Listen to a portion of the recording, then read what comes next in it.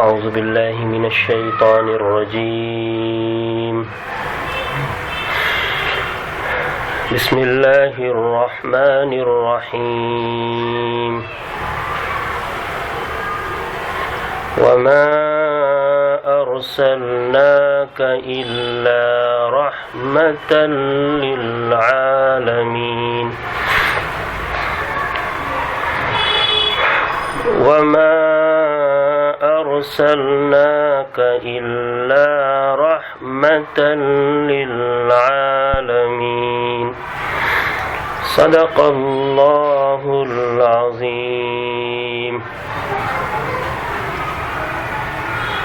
میں مردود شیطان سے اللہ کی پناہ میں آتا ہوں. شروع کرتا ہوں اللہ کے نام سے جو بڑا مہربان نہایت رحم والا ہے. اور اے نبی صلی اللہ علیہ وسلم، ہم نے آپ کو سارے جہاں کے لیے رحمت بنا کر بھیجا ہے. اللہ نے سچ فرمایا جو عظمت والا ہے. محترم رائے حق کے ساتھیوں، نوجوان دوستوں، بے پایاں فضل و احسان ہے اس خالق کائنات کا جس نے ہمیں تخلیق کر کے ہماری ہدایت اور رحمت کا سامان مہیا کیا. درود و سلام نازل ہو آقائے دو جہاں حضرت محمد مصطفیٰ صلی اللہ علیہ وسلم پر، جن پر اللہ تعالیٰ نے اپنی آخری کتاب قرآن مجید کو نازل فرمایا. اس میں ہم سب کے لیے اسلامی زندگی گزارنے کا واضح قانون پایا جاتا ہے. الحمدللہ درس قرآن کے لیے 17ویں پارے میں واقع سورہ انبیاء کی 107ویں آیت میں نے تلاوت کی ہے اور اس کا ترجمہ آپ کے سامنے پیش کیا ہے. وَمَا أَرْسَلْنَاكَ إِلَّا رَحْمَةً لِلْعَالَمِينَ. اے نبی، ہم نے آپ کو سارے جہاں کے لیے رحمت بنا کر بھیجا ہے. دنیا کی تخلیق کے بعد سے ہی یہ سرزمین اللہ کے برگزیدہ بندوں سے خالی نہیں رہی ہے. اللہ تعالیٰ نے ہر دور میں انسانیت کی ہدایت اور رہنمائی کے لیے اپنے برگزیدہ بندوں انبیاء اور رسول کو بھیجتے رہے ہیں. تقریباً 1,24,000 انبیاء علیہم السلام انسانوں کی ہدایت کے لیے وقتاً فوقتاً ہر دور میں آتے رہے. آخر میں جناب محمد الرسول اللہ صلی اللہ علیہ وسلم تشریف لائے. تمام انبیاء علیہم السلام کی خصوصیات اپنی جگہ پر، لیکن آپ صلی اللہ علیہ وسلم کی جو خصوصیت ہے، مگر آیا نہ کوئی رحمت عالم بن کر. یہ امتیازی وصف یقیناً آپ کے ساتھ ہی خاص ہے. یہ آیت کریمہ جناب محمد الرسول اللہ صلی اللہ علیہ وسلم کے ذات گرامی سے متعلق ہے، اور آپ کو کہا جاتا ہے کہ ہم نے اے نبی آپ کو سارے جہاں کے لیے رحمت بنا کر بھیجا ہے. یقیناً آپ جو ہے رحمت کے پیکر ہیں، مجسم رحمت ہیں. رحمت کیا چیز ہے؟ قاضی بیضاوی رحمۃ اللہ علیہ فرماتے ہیں، رحمت رقۃ القلب وانعطاف یقتضی التفضل والاحسان. رحمت دل کی اس کیفیت کا نام ہے جو نرمی اور واگزاری کے ذریعے سے انسان کے دل میں پیدا ہوتی ہے، اور جس کے نتیجے میں انسان مستحق افراد کو اپنے رحم و کرم سے جو ہے مستفیض ہونے کا موقع دیتا ہے. جب دلی کیفیت اس انداز کی ہوتی ہے تو انسان اپنے سامنے والے بندے کے ساتھ رحم و کرم کا معاملہ کرتا ہے. جس قدر رحم و کرم کا مادہ انسان کے اندر پایا جائے گا، اسی قدر وہ اللہ کے بندوں کے ساتھ بہت ہی شفیق و مہربان ہو سکے گا. اللہ تعالیٰ نے یہ صفت اپنے آخری نبی کے اندر بہت ہی احسن انداز سے اور کما حقہ پر کر دیا تھا. یقینی بات ہے کہ یہ پہلو سیرت کا جو ہے بہت ہی واضح اور بہت ہی کھلا ہوا ہے. سیرت کی کتابوں سے معلوم ہوتا ہے کہ یقیناً آپ کی ذات پر ہی یہ لفظ رحمت پوری طرح فٹ ہوتا ہے. آپ مسلمانوں کے لیے رحمت تھے، غیروں کے لیے بھی رحمت، آپ دوستوں کے لیے بھی رحمت، دشمنوں کے لیے بھی رحمت، آپ بچوں کے لیے بھی رحمت، بوڑھوں کے لیے بھی رحمت، حاکموں کے لیے بھی رحمت ہے، محکوموں غلاموں کے لیے بھی رحمت ہے. آپ کی زندگی کا جو نقشہ ہمارے سامنے آتا ہے، لگتا کہیں نہیں ہے کہ آپ کی رحمت کے خاصے سے کوئی مستفیض نہ ہوا ہو. ہر لائن سے متعلق افراد یہ محسوس کرتے ہیں یہ نبی رحمت کی کرم فرمائی اور رحمت کا تقاضا ہے کہ ہم اس جہان دنیا میں بآسانی بہتر انداز سے زندگی گزار رہے ہیں. ایک موقع پر اللہ کے رسول صلی اللہ علیہ وسلم بیٹھے ہوئے ہیں. آپ فرماتے ہیں حضرات صحابہ کو، لن تؤمنوا حتی ترحموا. قالوا كنا رحیم. قال رسول اللہ صلی اللہ علیہ وسلم انه ليس برحمت احدكم صاحبه الناس الرحمہ رحمت العامہ. حدیث سے معلوم ہوتا ہے، آپ فرماتے ہیں کہ تم ہرگز مومن کامل نہیں ہو سکتے ہو یہاں تک کہ تم ایک دوسرے پر رحم نہ کرو. صحابہ فرماتے ہیں کہ اللہ کے رسول ہم تو سراپا رحیم و کریم ہیں، یعنی ہم آپ کی تعلیمات کے نتیجے میں آپ دیکھ رہے ہیں کہ ہم ایک دوسرے کے ساتھ زبردست رحم و کرم کا معاملہ کرتے ہیں.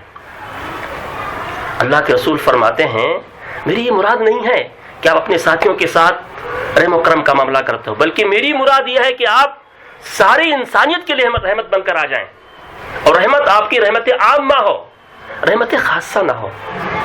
نبی چاہتے تو کہتے کہ ہاں آپ کا عمل، آپ کا قول بالکل صحیح کہ آپ اپنے ساتھیوں کے ساتھ رحم و کرم کا معاملہ کرتے ہیں. نبی نے آگے یہ کہا، یہ بات میرے پیش نظر نہیں، بلکہ میری مراد یہ ہے کہ آپ کی رحمت خاص نہ ہو بلکہ عام ہو کر رہ جائے.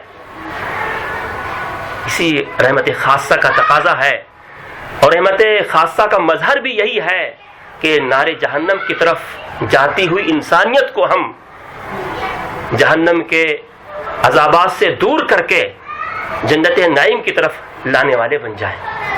نبی کی ذات کو دیکھیں، نبی کے وارثین کو دیکھیں، نبی کے خلفاء کو دیکھیں، اور بعد والے حاملین قرآن و سنت کو دیکھیں جن کی زندگی کا مطمع نظر یہ رہا کہ انسانیت جو ضلالت و گمراہی سے دوچار ہے اور عنقریب و نار جہنم میں جا سکتی ہے، اس کو ہم وہ نبی کی جو تڑپ، بے چینی، بے قراری ان کی زندگی میں پائے جا رہی تھی، اسی کو ہم اپنے زندگی میں پا کر اپنے اندر اس کو وصول کر کے وہ فریضہ رسالت کو ادا کرنے والے بن جائیں جو فریضہ آپ نے اپنی زندگی میں ادا کیا ہے.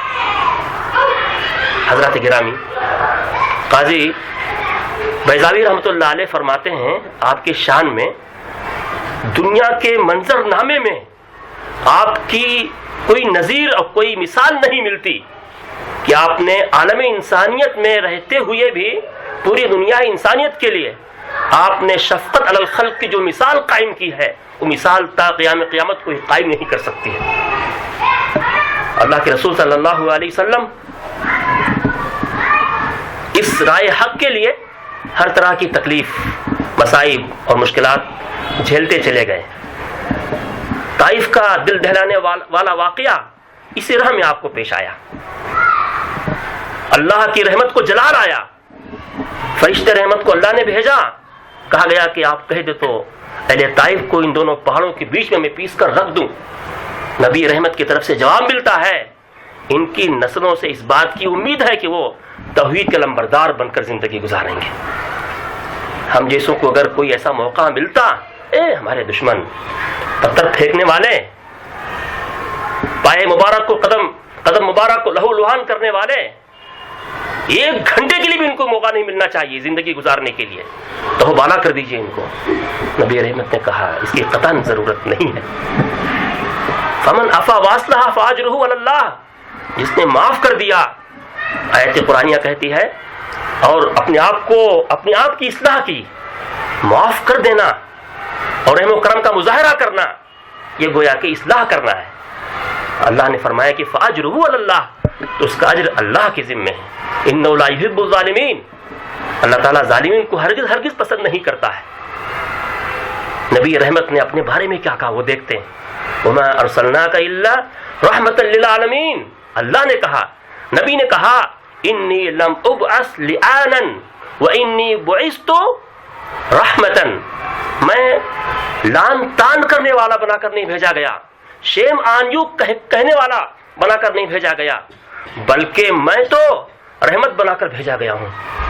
نبی رحمت کی زبانی کیا جملہ ہے، کیا ذات اقدس کی طرف سے یہ بات سامنے آتی ہے۔ ہم تو ایک دوسرے کو لان تان کرتے ہیں، شیمانیو کہتے ہیں، آپ پر لعنت ہو، ملامت ہو، رحمت سے دوری ہو، آپ نے کیا کر دیا۔ لیکن زندگی میں نبی کے ایسا کوئی جملہ ہمیں نہیں ملتا ہے کہ آپ نے کسی کو پھٹکار لگائی ہو۔ ہاں اگر حقوق اللہ کی بات آئی ہو، حقوق اللہ کی بات آئی ہو، کسی سزا کے سلسلے میں بات کو طے کرنے کی بات آئی ہو، تو آپ نے اس موقع پر سختی کا مظاہرہ کیا ہے۔ نبی کے بارے میں کہا گیا نا بھائی، وَإِن كُنتَ فَظًّا غَلِيظَ الْقَلْبِ لَانفَضُّوا مِنْ حَوْلِكَ، اے نبی اگر آپ ذرا سخت دل ہوتے، تند مزاج ہوتے، شقی القلب ہوتے، تو آپ کے قریب جو لوگ آ رہے ہیں نا، لَانفَضُّوا مِنْ حَوْلِكَ، وہ رفو چکر ہو جاتے، درگزر کر دیتے، بھاگ جاتے۔ یہ تو رحمت خاصہ کا تقاضا یہ ہے کہ آپ لوگوں کو قریب کیے ہوئے ہیں۔ نبی رحمت یہ بھی کہتے ہیں، انا رحمت مہدات، میں سراپا رحمت ہوں، اللہ کی طرف سے مجھے ایک تحفے کے طور پر دیا گیا ہے، میں ایک تحفہ ہوں، میں ایک گفٹ ہوں۔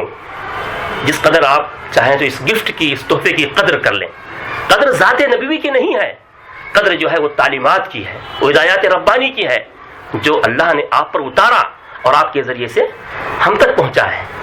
محمد بن عبداللہ کی حیثیت سے آپ کا کوئی اونچا مقام نہیں، لیکن محمد الرسول اللہ کی حیثیت سے آپ کا مقام نہایت ہی بلند ہے۔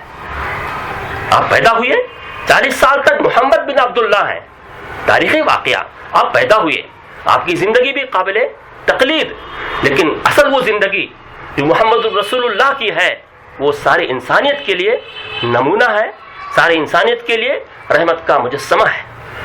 وما ارسلناک الا رحمۃ للعالمین، فتح مکہ کے موقع پر رحمت کا جو مظہر سامنے آیا وہ دنیا نے اپنی آنکھوں سے دیکھا۔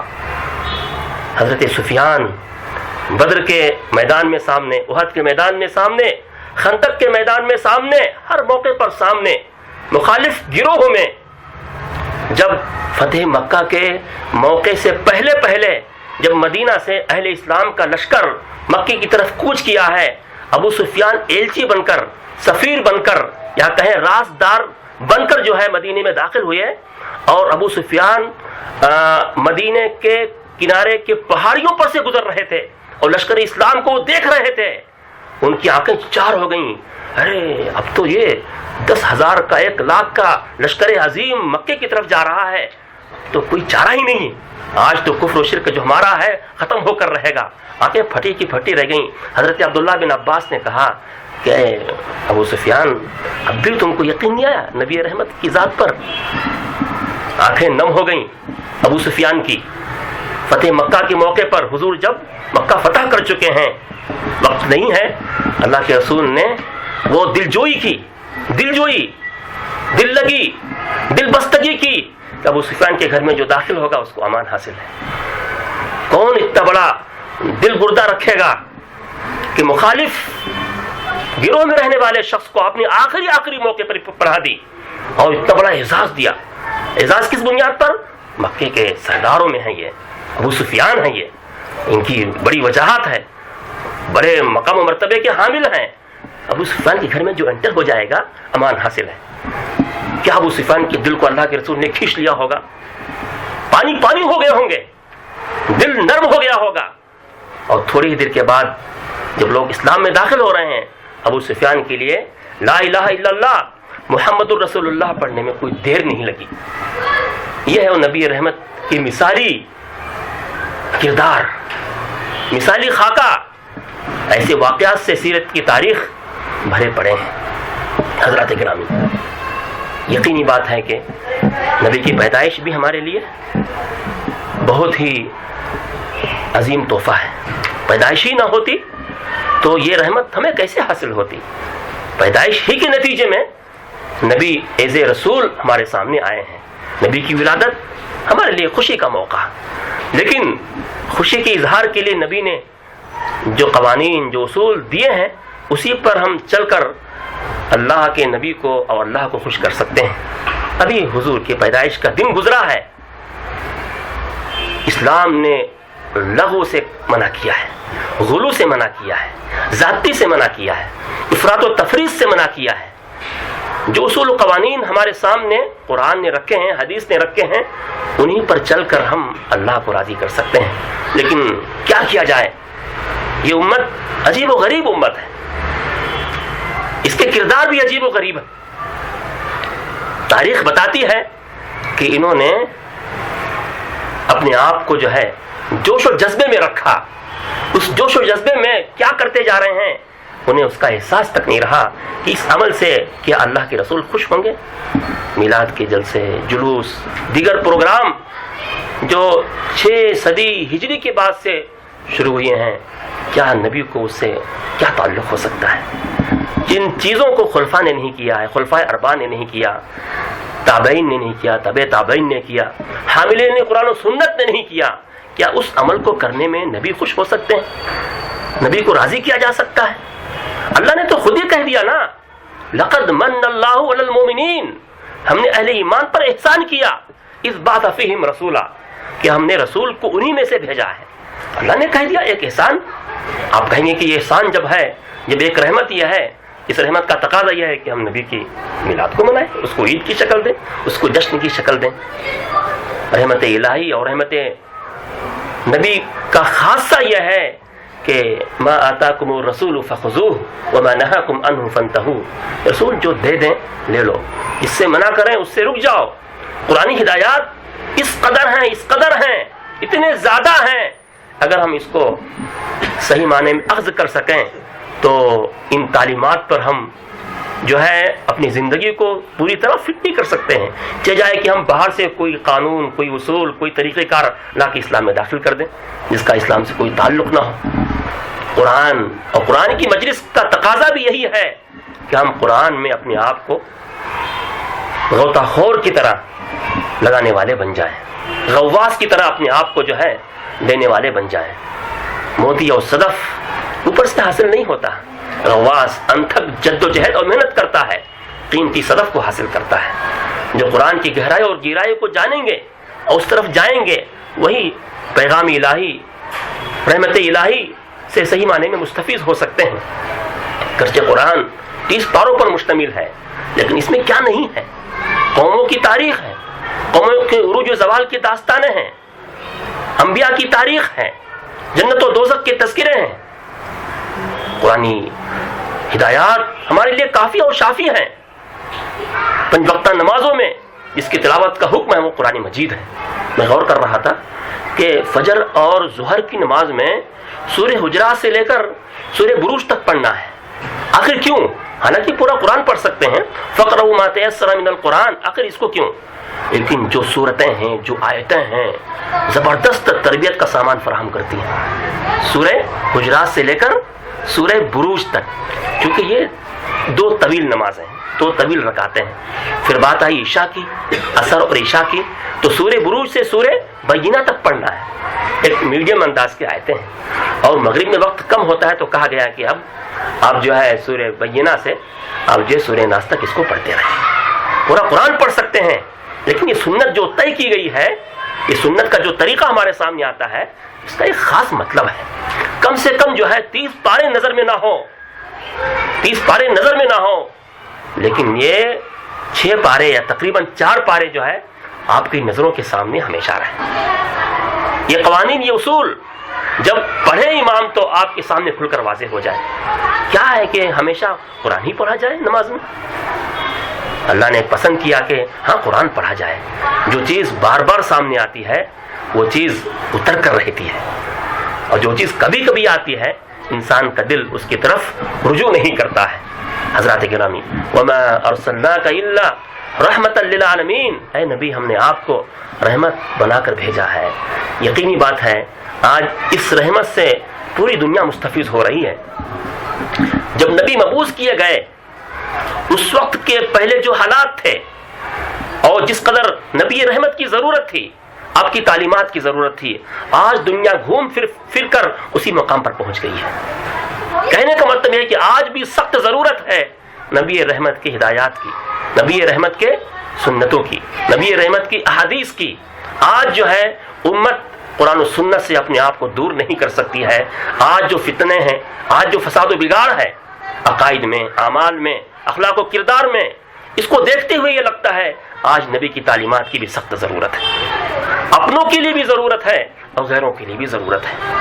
جو فساد و بگاڑ اپنے بھائیوں میں آ گیا ہے اس کی اصلاح قرآن ہی کر سکتا ہے، لیکن قرآن جو طاقوں میں سجایا گیا ہے وہاں رہ کر وہ اصلاح نہیں کرے گا. قرآن تاثیری کتاب ہے ان لوگوں کے لیے جو اپنے آپ کو اس کے لیے تیار پاتے ہیں، اس کو کھولتے ہیں اور اس پر غور و فکر کرتے ہیں. قرآن کہتا ہے افلا یتدبرون القرآن ام علی قلوب اقفالها، کیا لوگ قرآن پہ غور و فکر نہیں کرتے؟ آیا ان کی دلوں پر تالے پڑے ہوئے ہیں؟ جب قرآن پر غور و فکر نہیں ہوگا تو رسم و رواج زندگی میں داخل ہوں گے، شرک و بدعات زندگی میں داخل ہوں گے، غلط طریقے زندگی میں داخل ہوں گے. قرآن پر غور و فکر کرنے والا، درس قرآن کی مجلس میں شریک پانے والا اپنے آپ کو وہ قرآن کی رہنمائی ہمیشہ حاصل کرے گا. وہ باہر نہیں دیکھے گا قرآن کیا کہتا ہے، سنت کیا کہتی ہے، صحابہ کی زندگی کیا کہتی ہے. وما ارسلناک الا رحمۃ للعالمین، اے نبی آپ جو رحمت بن کر آئے ہیں، آپ کی وفات کے بعد بھی آپ رحمت بن کر لوگوں کے سامنے رہیں گے. رحمت آپ کی ختم ہونے والی نہیں ہے. جب آپ کی کتاب ہوگی، آپ پر نازل کردہ کتاب موجود رہے گی اور آپ کی سنت بھی موجود رہے گی تو آپ کی رحمت کبھی نہیں ختم ہوگی. تا قیام قیامت لوگ اس رحمت سے، رحمت خاصہ سے مستفیض ہوتے رہیں گے. شرط یہ ہے کہ لوگ جو ہے اس کے جو حاملین ہیں، اس کتاب ربانی کو پہنچانے والے بن جائیں، پیغام رسا بن جائیں، خود پیغمبر یعنی پیغام دینے والے بن جائیں. تو یہ کتاب کبھی بند نہیں ہو سکتی ہے. یہ کتاب اپنے اصول و قوانین کے اعتبار سے کھلی کی کھلی کتاب رہے گی. یہ درس قرآن جو مختلف گھروں میں، مختلف آفسوں میں، مختلف مواقع میں جو سجایا جاتا ہے درس قرآن کی مجلس، اس کا تقاضا یہ ہے کہ یہی وہ کتاب ہے جس کی طرف آنے کی ضرورت ہے. بہت سی کتابیں ہیں پڑھی جا رہی ہیں، لوگ اس کو اپنی زندگی کا حصہ بنائے ہوئے ہیں، لیکن بہت بابرکت، بہت باعظمت اور بہت ہی محترم اگر کوئی مجلس ہو سکتی ہے تو درس قرآن کی مجلس ہو سکتی ہے. ہم نے کیا پکڑا؟ اللہ کے کلام کو پکڑا ہے. دیگر نے اگر کچھ پکڑا ہے تو کوئی کہتا ہے کہ میں فلاں کتاب پکڑا ہوں یا میں نے فلاں کی جو ہے دامن کو پکڑا ہے. ارے بھائی فلاں کا دامن، فلاں کا حصہ، فلاں کے زندگی کے نمونے،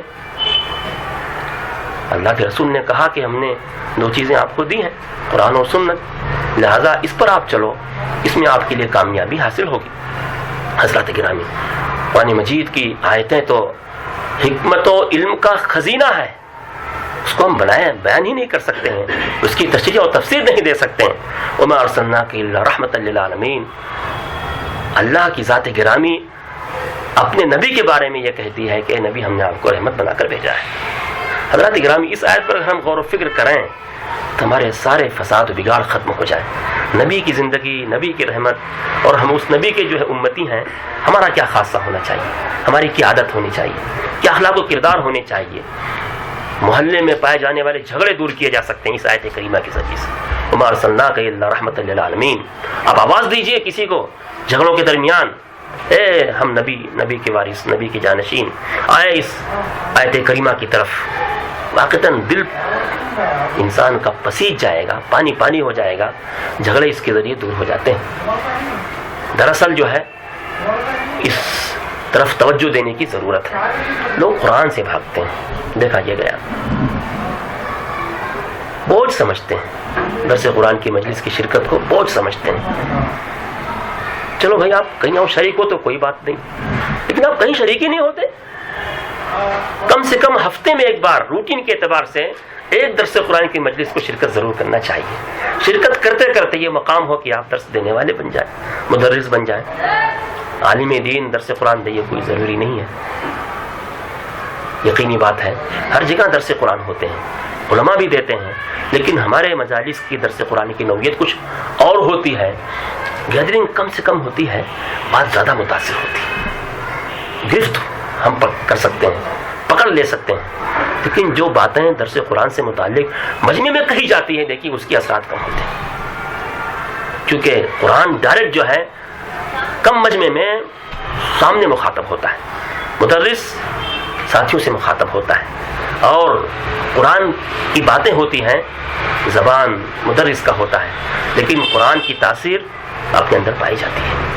حضرات گرامی, اللہ کرے کہ اس آیت کے تقاضے کو ہم پورا کرنے والے بن جائیں, رحمت الہی کے سائے میں ہم آ جائیں, اور نبی رحمت صلی اللہ علیہ وسلم کی زندگی کو ہم اپنے سامنے نمونہ بنا کر رکھیں, اور جب کوئی مسئلہ سامنے آ جائے تو نبی کے اطوار, نبی کے اخلاق و کردار کو ہم نمونہ بنائیں.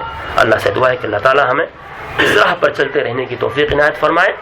دنیا کسی اور راہ پر جانے دیں, دل کو مطمئن کر لیں کہ جو راہ ہم نے قرآن کی اپنائی ہے وہ راہ ہم کبھی نہیں چھوڑیں گے, کبھی نہیں چھوڑیں گے.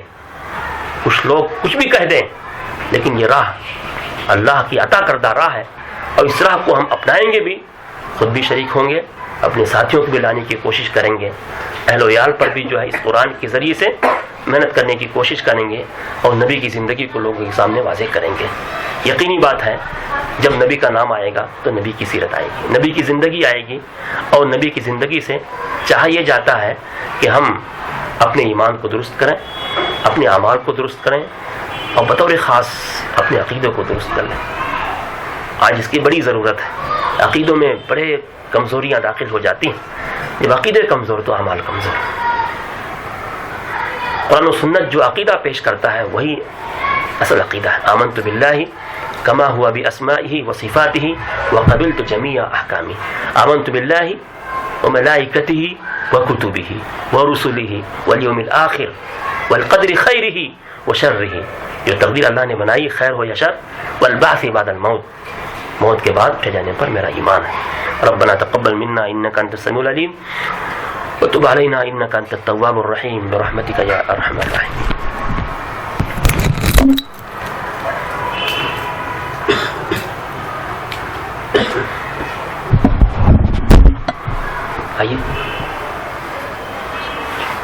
درس کے سلسلے میں کچھ سوال ہے؟